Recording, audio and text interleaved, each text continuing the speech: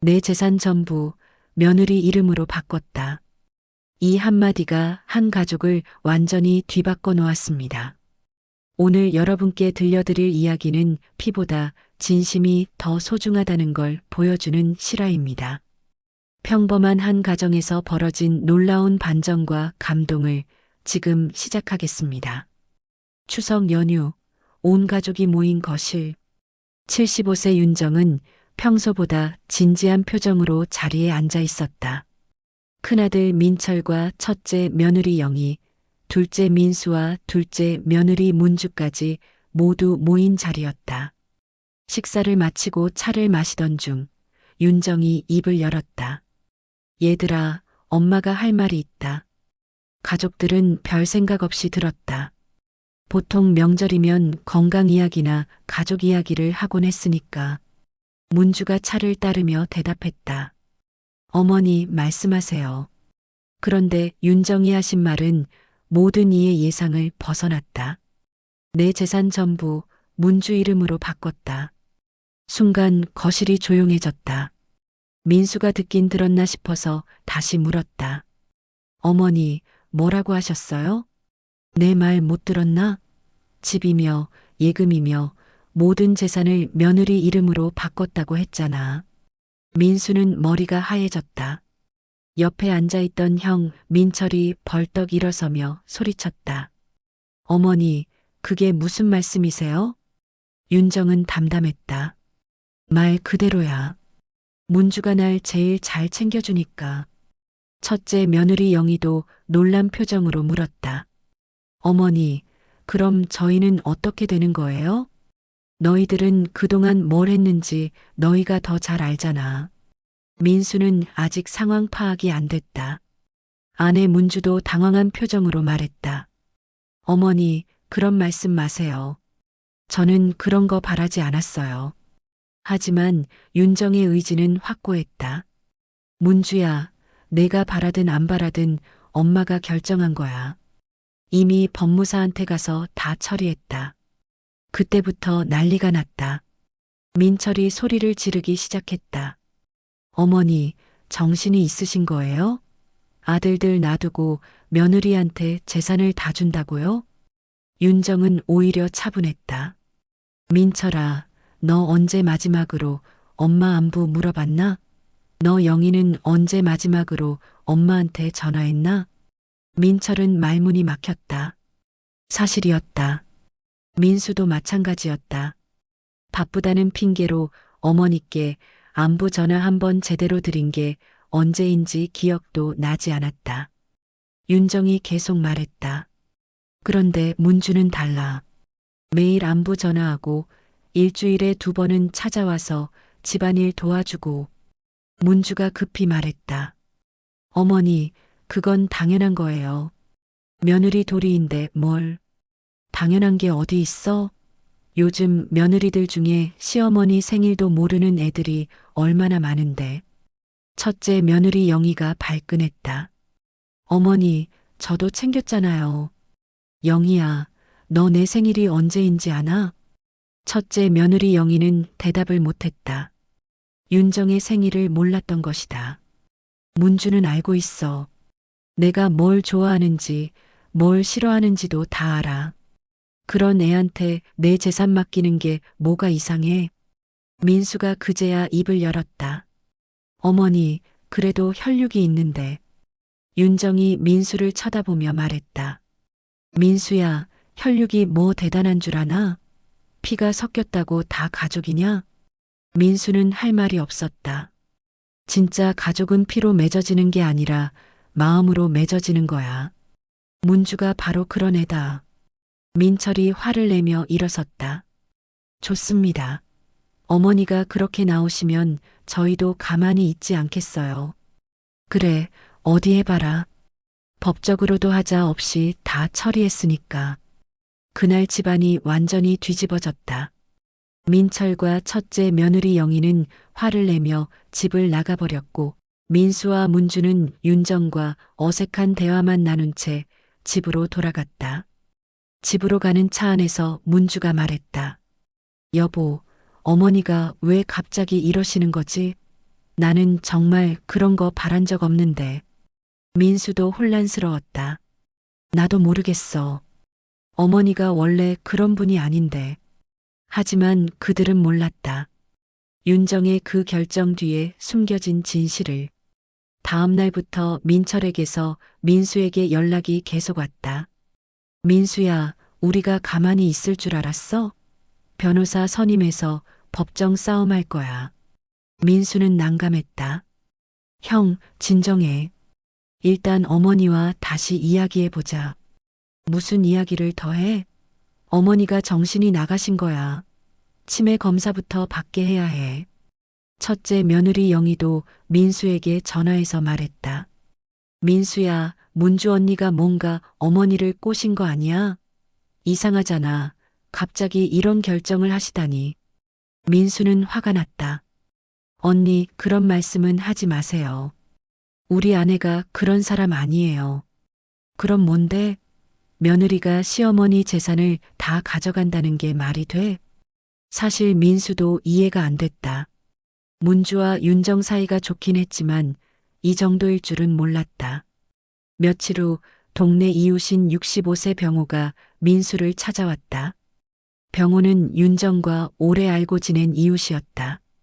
민수야, 내 형이 동네 사람들한테 이상한 소리 하고 다니더라. 무슨 소리요? 내 아내가 어머니를 꼬셔서 재산을 빼돌렸다고. 그런 말하고 다니면 안 되지. 민수는 부끄러웠다. 아저씨, 죄송해요. 형한테 말해볼게요. 그런데 말이야, 민수야. 너 정말 모르고 있는 거야? 뭘 말씀이세요?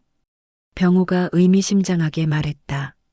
내 아내가 그동안 어머니한테 어떻게 했는지. 아저씨, 무슨 말씀인지 모르겠어요. 나중에 알게 될 거야. 그때 가서 후회하지 말고. 그 말이 민수의 머릿속에서 계속 맴돌았다. 집에 돌아와 문주에게 직접 물어봤다. 여보, 어머니한테 특별히 뭔가 한 게 있어? 문주가 당황하며 대답했다. 뭘 했다는 거야? 그냥 며느리 도리한 거지. 형이 자꾸 이상하다고 하니까. 여보도 형님 말을 믿는 거야? 민수는 아내를 의심하고 싶지 않았다. 결혼 12년 동안 한 번도 거짓말한 적 없는 사람이었다. 한편 민철은 정말로 변호사를 선임했다. 윤정의 정신 상태를 문제 삼아서 재산 처분 무효 소송을 제기한다는 것이었다. 민수야, 너도 같이 해. 우리가 물려받을 재산인데 남의 손에 넘어가게 둘 거야? 민수는 고민이 됐다. 솔직히 말하면 윤정의 재산이 탐나지 않은 건 아니었다. 집값도 오르고 있고 자녀들 교육비도 만만치 않았다. 하지만 아내를 배신하는 것 같아서 망설여졌다. 형, 좀 더 생각해 볼게요. 생각할 게 뭐 있어? 내 아내 편을 들 거야. 피부치인 형 편을 들 거야? 그때 문주가 제안했다. 여보, 그냥 어머니께 재산 다시 돌려드리자. 나는 정말 그런 거 원하지 않았어. 그럼 어머니가 왜 그런 결정을 하셨을까? 모르겠어. 나도 당황스러워. 문주의 표정을 보니 정말 모르는 것 같았다. 하지만 뭔가 숨기고 있는 것 같기도 했다. 어느 날 민철이 윤정의 집에서 큰 소리로 다투는 걸 민수가 들었다. 민수도 급히 달려갔다. 어머니, 정신 차리세요. 문주한테 재산 넘겨주고 나중에 버림받으면 어쩔 거예요? 윤정이 화를 내며 말했다. 민철아, 내가 뭘 아는데 그런 소리를 하나? 뭘 안다고요? 어머니가 속고 계신 거 뻔하잖아요. 내가 언제 속았다고 그러나? 내 눈으로 보고 내 마음으로 느낀 걸 가지고 결정한 거야. 뭘 보셨다는 거예요? 그때 윤정이 한 말은 의미심장했다. 너희가 모르는 게 한두 가지가 아니다. 민수는 그때까지도 정말 몰랐다. 윤정이 무슨 말을 하는지. 결국 민철이 법정 소송을 제기했다. 윤정의 정신 상태를 문제 삼아서 재산 처분이 무효라는 주장이었다. 법원에서 윤정은 정신감정을 받아야 했다. 민수는 그 모습을 보면서 너무 마음이 아팠다. 75세 노모가 법정에서 정신감정까지 받아야 하다니. 결과는 윤정이 완전히 정상이었다. 치매나 정신적 문제는 전혀 없다는 판정이 나왔다. 그러자 민철이 다른 방법을 썼다. 며느리가 윤정을 회유해서 재산을 편취했다는 주장이었다. 법정에서 민철이 말했다. 재판장님, 상식적으로 생각해 보세요.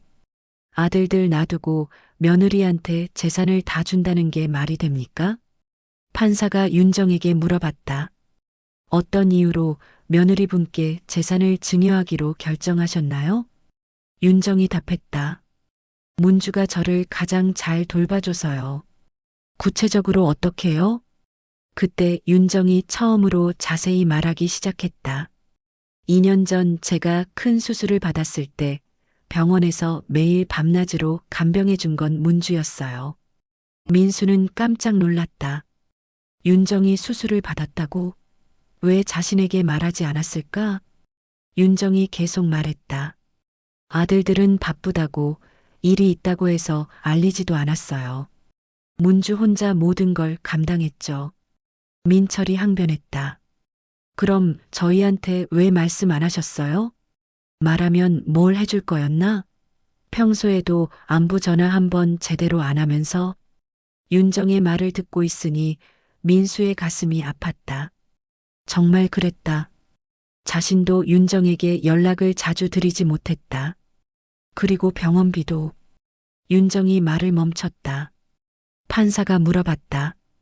병원비는 어떻게 되셨나요? 며느리가 다 대신 내줬어요. 제가 모르는 줄 알았지만 다 알고 있었어요. 이번엔 정말 충격이었다. 문주가 윤정의 병원비를 대신 냈다고? 윤정이 눈물을 흘리며 말했다. 수술비가 3천만 원이었어요. 며느리가 자기 적금을 다 깨서 내줬어요. 저한테는 보험에서 나왔다고 거짓말하면서요. 법정이 조용해졌다. 민철과 첫째 며느리 영희도 할 말이 없었다. 윤정이 계속 말했다. 그 후에도 치료비, 약값, 모든 걸 며느리가 혼자 부담했어요. 자기 친정 어머니보다 저를 더 잘 챙겨줬어요. 민수는 문주를 쳐다봤다. 문주는 고개를 숙이고 울고 있었다. 여보, 그게 사실이야? 문주가 작은 목소리로 답했다.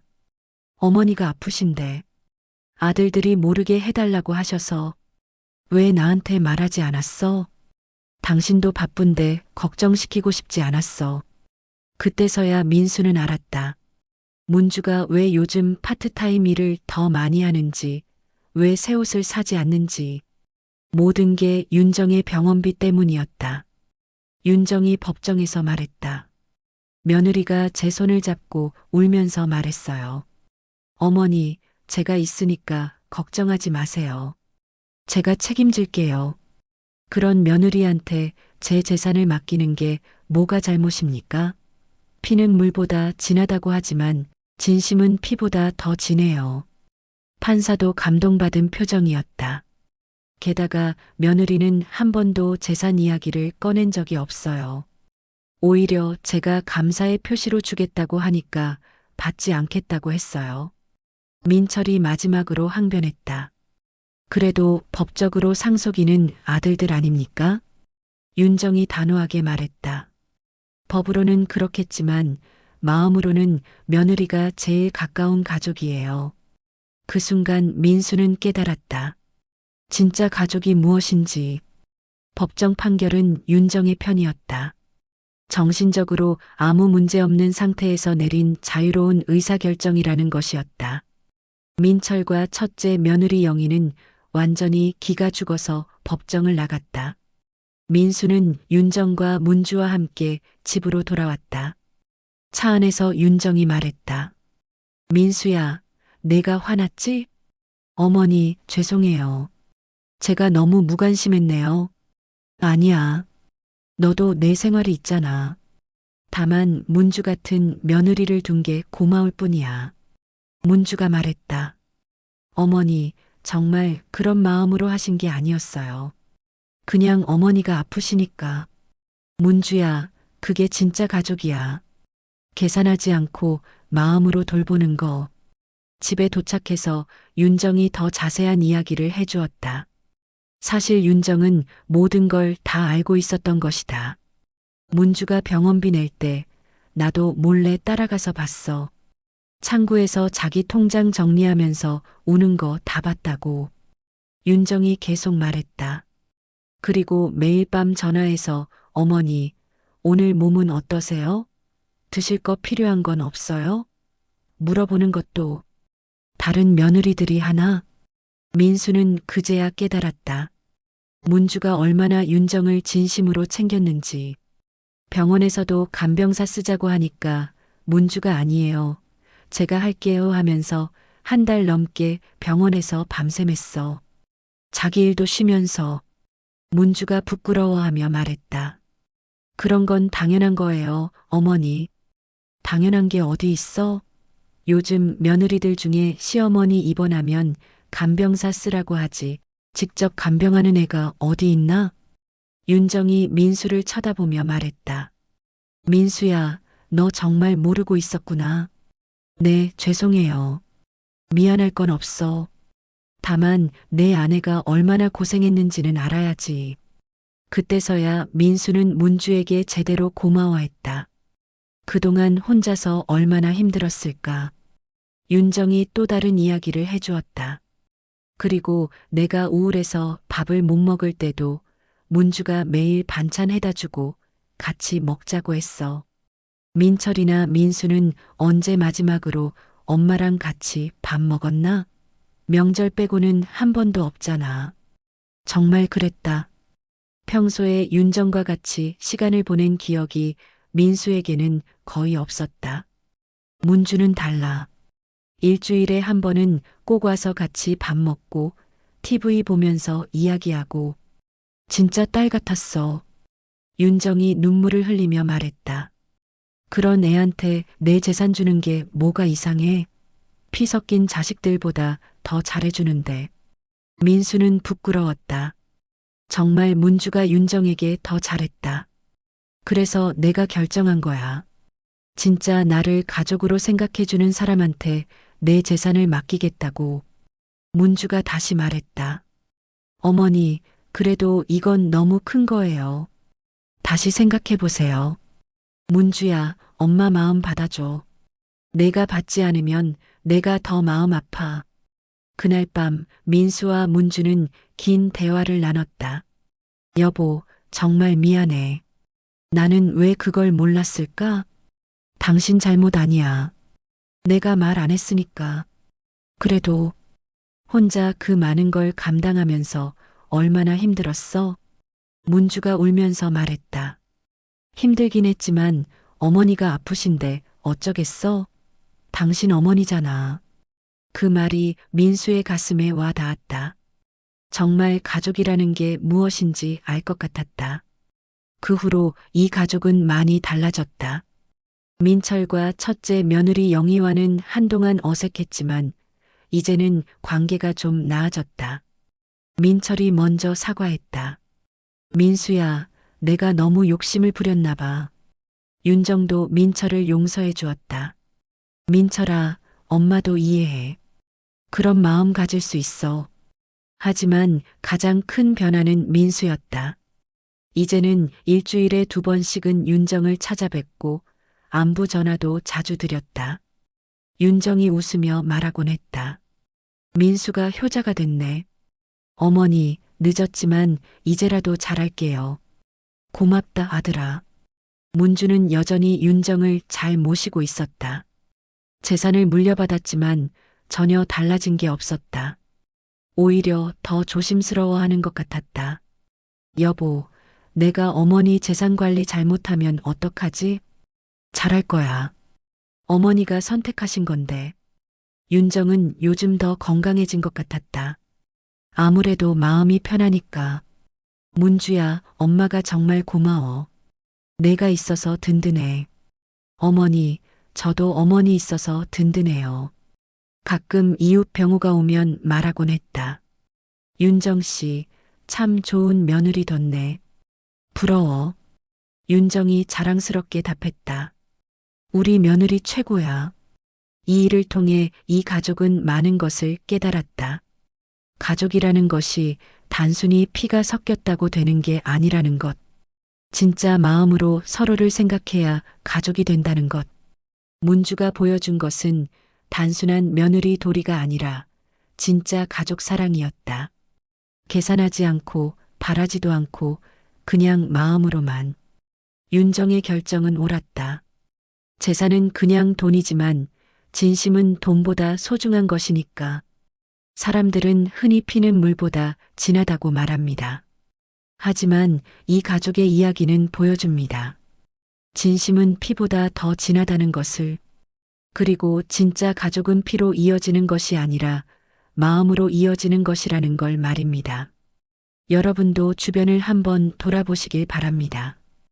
혹시 여러분 곁에 피는 섞이지 않았지만 진심으로 여러분을 사랑하고 돌보는 사람이 있지는 않은지, 그리고 여러분 자신은 누군가에게 그런 사람이 되고 있는지.